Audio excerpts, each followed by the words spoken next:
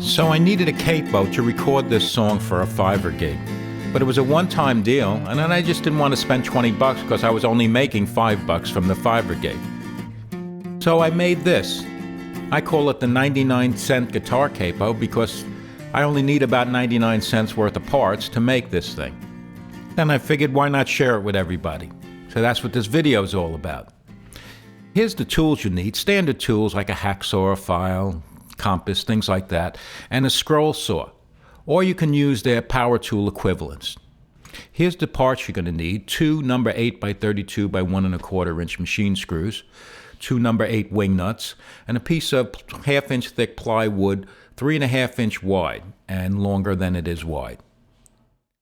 Now what we're going to do is we're going to mark 2 inches from one end there, and then mark down 1 3/4 inches from the top, and that forms the point at which we're going to put the compass. We're going to set the compass for 1 1/4. Notice I start at 1, so even though it says 2 1/4, it's actually set at 1 1/4. We put the compass point in the center and mark a semicircle. And when we're finished doing that, we're going to reset the compass to 1 3/4 inches. And that's going to give us 1/2 inch between those two semicircles. So let's mark that semicircle. And now we're going to measure over 1 1/2 inches and draw a vertical line, and that's going to be our cut line. We're going to cut the bottom part of the capo from the big piece of wood. And I've just done that. And in addition, I've also cut another piece, which is the top of the capo, which is 1/2 inch wide, and it's also 1/2 inch deep. Now on the top of the capo, I'm measuring over 3/8 of an inch on one end, and I'm going to do the same on the other end, measure over 3/8 of an inch. And once I've done that, I'm going to draw a vertical line on each end using that 3/8 inch mark. On one end and on the other end. And then I'm going to draw an intersecting line 1/4 inch in. So that puts it in the center of that 1/2 inch piece. And I'm going to press down with the point of my pencil to form a little dimple so that when I drill it in a few minutes, the drill won't wander across the wood. It'll go right into that dimple. And here we go. I have a 1/16 inch drill bit in my drill, and I'm drilling a hole all the way through, as you can see. Now I'm going to drill a hole on the other side, same thing, 1/16 inch bit all the way through. Now I'm going to take the bottom piece, and I'm going to put the top piece on top and align it as perfectly as I can and hold it steady, and then drill through the hole that I already drilled. So I'm putting that same hole into the bottom piece. There we go. And I'm going to do the same on the other side. That way these two holes in the top and bottom pieces will align up perfectly. Okay. Now that that's done, I'm going to enlarge that hole by using a 1/8 inch drill bit, because that's the final dimension I actually need in the bottom piece of the capo. So I do it on one side, and then I do it on the other side.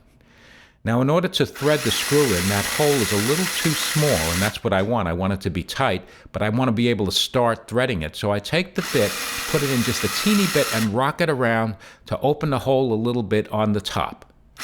Don't go crazy here, just do it on the very top. Now I take the 8/32 by 1 1/4 inch screw and I start screwing it in. Then I get a screwdriver and drive it in a little further. Now when I'm done, I want it to be about 7/8 inch to an inch sticking out from the bottom capo piece. And I do it with the same thing with another one of those 8/32 screws. Now the problem is I can't put the wing nuts on there because the heads are still on. So I'm going to take a hacksaw and I'm going to cut those heads off on each one of those screws. And you see I've done that there, and there's the head that I just cut off, and there's the screws. But the process of cutting those heads off caused little jaggies on the edge of the screw. So I use a file to file that off until I can put the wing nut on there real easy.